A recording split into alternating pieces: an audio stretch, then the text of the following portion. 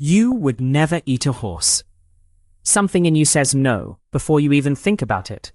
But that reaction is recent. For over 5,500 years, horse meat fed entire civilizations, starting with the Botai people of Kazakhstan. Archaeologists discovered cut marks on horse bones at Botai sites, evidence of their reliance on horses.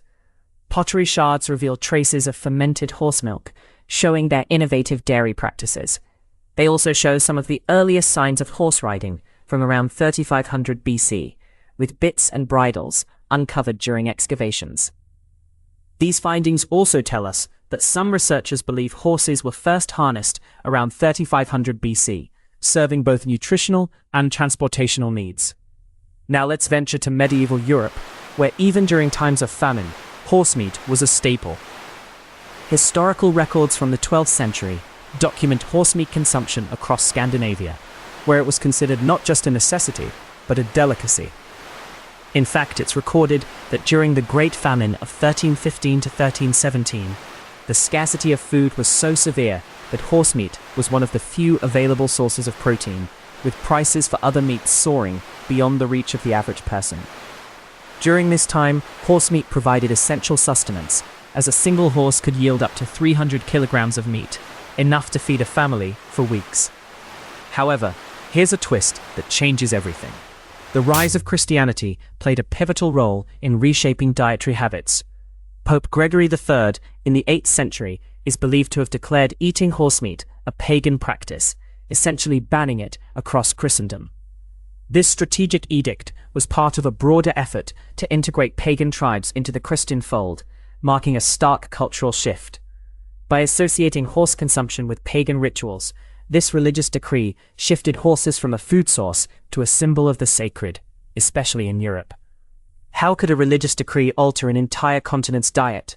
It's evidence of the power of religious and cultural influence in shaping societal norms.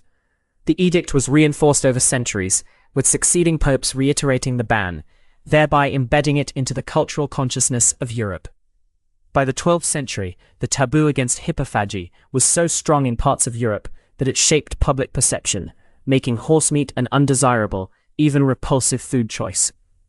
The intertwining of religion and dietary customs demonstrates how deeply held beliefs can persuade entire communities to alter long-standing practices fundamentally. And what about the practical needs of human societies? With the domestication and breeding of horses for transport and agriculture, they became invaluable for their labor. Horses transformed into partners in human progress, rather than mere sustenance. This change is stark when you consider the American frontier, where horses were crucial for farming and transportation, becoming symbols of freedom and progress.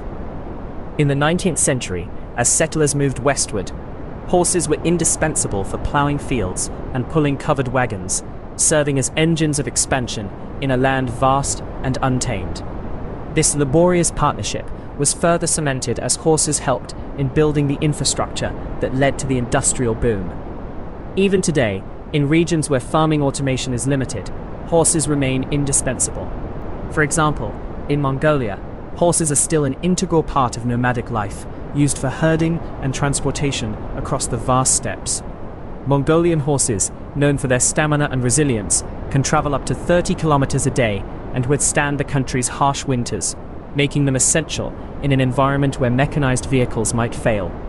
Their ability to survive on sparse pasture and endure temperatures as low as -40 degrees Celsius underscores their critical role in daily life. In a country with over 3 million horses, nearly matching the human population, their role in society is both widespread and profound. Yet, despite their utility, some cultures do still eat horses. Look at Japan's basashi, a delicacy of raw horse meat, enjoyed for its delicate texture and rich flavor. It is served thinly sliced, often with a touch of soy sauce and ginger, echoing the refined simplicity of Japanese culinary traditions. Horse meat consumption here dates back to the late Heian period, 794 to 1185, and over the centuries, it has evolved from a practical necessity to a culinary art form. It's noteworthy that Japan imports roughly 5,000 tons of horse meat annually, emphasizing its role in the country's diet. In parts of Italy and France, horse meat is not surrounded by taboo, but by appreciation. French chefs often use it in traditional dishes like steak de cheval, cooked to accentuate the meat's unique taste, while Italian regions celebrate horse meat in dishes like pastasada de cavallo, a slow-cooked stew often found in Verona, thought to have originated during the rule of the Venetian Republic. In Belgium too, horse meat is celebrated in dishes such as filet américain, a dish akin to steak tartare but with horse meat, showcasing the culinary heritage that embraces the flavors and textures unique to this meat. In these countries, horse meat is not only a part of the food culture, but also tied to local identities and celebrations, where it is embraced for both its historical roots and modern culinary appeal. So what's going on here? The answer lies within our brains, thanks to the concept of cultural conditioning. This is where societal norms and values shape our perceptions of what is edible. In countries where horse meat is taboo, cultural narratives have transformed horses into companions or symbols of heritage. Think of the iconic image of the American cowboy and his horse. This imagery was particularly amplified through media and literature during the 20th century, embedding horses as integral parts of the American identity. Cowboy stories, such as those by Louis L'Amour and films starring John Wayne, have entrenched the horse as a symbol of the American spirit, freedom, and independence. While in cultures where horse meat is accepted, the narrative focuses on taste and nutrition, with horse meat valued for its protein content and low-fat profile. For instance, some sources claim horse meat contains approximately 20% more protein and 40% less fat compared to beef, making it an appealing alternative for the health-conscious. This nutritional profile has made horse meat a favored choice among athletes and those seeking leaner meat options, with horse meat sausages and steaks becoming more common in health food markets. But here's the head-scratcher. This cultural conditioning isn't uniform. Consider Iceland, where horse meat is both a culinary staple and a beloved tradition, often prepared for special occasions and family gatherings. The Icelandic affinity for horse meat is a reflection of their Viking heritage and resourcefulness in a harsh climate.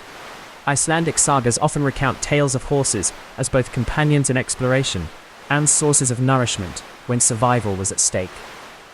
During the midwinter festival of Thorrablot, various traditional foods, including smoked or boiled horse meat, are enjoyed, emphasizing its cultural significance. While in the United States it's largely unthinkable, where the Animal Welfare Act of 1971 and subsequent laws have further cemented the perception of horses as companions rather than livestock. These legal frameworks have worked hand in hand with cultural narratives to strengthen the notion that horses hold a special place in society, distinct from other animals typically raised for food.